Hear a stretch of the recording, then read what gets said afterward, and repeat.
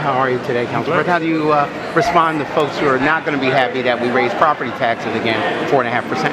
Well, I mean, we respond like we do every year because we've been raising property taxes. It's for the children. But people are in fact tired. Interestingly enough, in the last campaign, and I can speak at this point on behalf of the members of council who actually had challenges, they said they heard more about property tax increases than they did schools. Now, that's somewhat concerning because schools clearly should be the #1 issue. But when you have these successive years of increasing property taxes, there's clearly an issue with respect to us being in a position to, at some point, not have to increase people's taxes. I've said all along, the first response to a problem should not be to stick your hands into the taxpayer's pocket.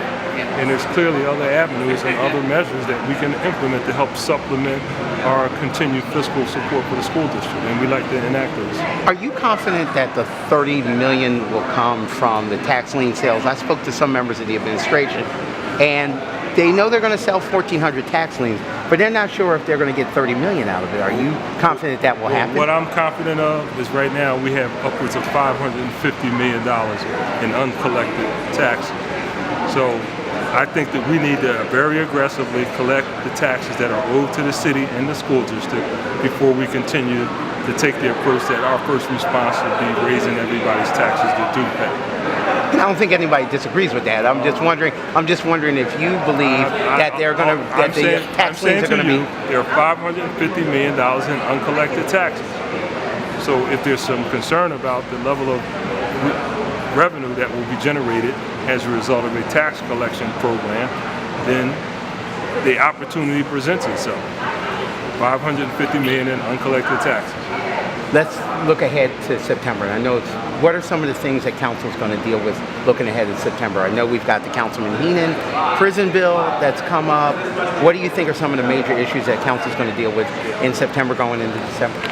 Well, we'll be talking about a number of issues because the conversation about schools just started from our perspective as it relates to moving ahead by virtue of us adding additional revenue as a result of increasing taxes. And we'd like to have a substantive conversation with the school district that is inclusive of all of the stakeholders, not us simply giving them the money and they go away and they come back next year and ask for additional dollars.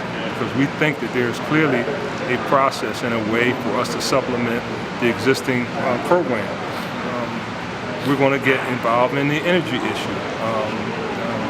Yesterday, PGW announced a request for inquiries from individuals who want to talk about expanding this whole energy opportunity in the city of Philadelphia, something that we've been involved with over the last several months.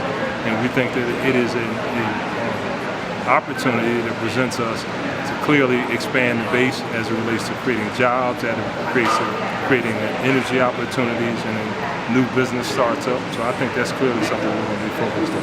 My final question to you, and I promise this is the final question. Have a fantastic summer. But the question is the 7777R State Road issue.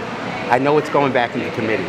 Do you support that issue? Do you think it's a good thing that it's going back in the committee? Did you ever really support it? Well, I'll tell you what I did. I went to the prison, all right? And I walked through the prison, and it created an environment in my mind that I don't ever want to go there, right? And the fact that we have people living under those conditions, right? People that have not been convicted of a crime is an abomination, right? And we have to figure that out. What this has done, it has expanded the conversation beyond just simply building a prison. It has created an environment where people say they want to be involved in a much broader issue. They talk about technology to monitor individuals at home or in other locations. They talk about changing the criminal justice system. They talk about potential overcharging, which is why we've called for a sit-down or a task force or whatever we want to call it, to have all of the stakeholders involved in a substantive conversation to talk about the criminal justice system. And in that, we have to do two things. We have to talk about the issues that cause an individual to ultimately end up in prison. And it's been our position that we should start spending more money on the front side. In this particular budget, we were able to get a commitment from the administration to put $500,000 to start a program for reentry for individuals to learn landscaping. So as we can work on the process to clean up some of the vacant lots and some of the things in our neighborhoods, we believe teaching a person a skill will give that person an opportunity for a job. From a fiscal perspective, I like to see us target more revenue on the front side as opposed to spending $35,000 per prisoner per year. So there are a lot of things that need to happen, but we need to sit down and have a substantive conversation with all the stakeholders, not simply focus on one particular issue, which is the purchase of land that could potentially build a prison. But that prison needs to be replaced. I don't know what size, what the type of prison, but that prison needs to be replaced. You have 3 people in a cell that's literally 4 feet by 5 feet, and in an unair-conditioned building, it's just not appropriate. So that prison needs to be replaced. How we replace it and how we figure out a process that will allow us to get those individuals out of that prison is something that we should discuss over the next year. Thank you, Council President. Have a fantastic summer.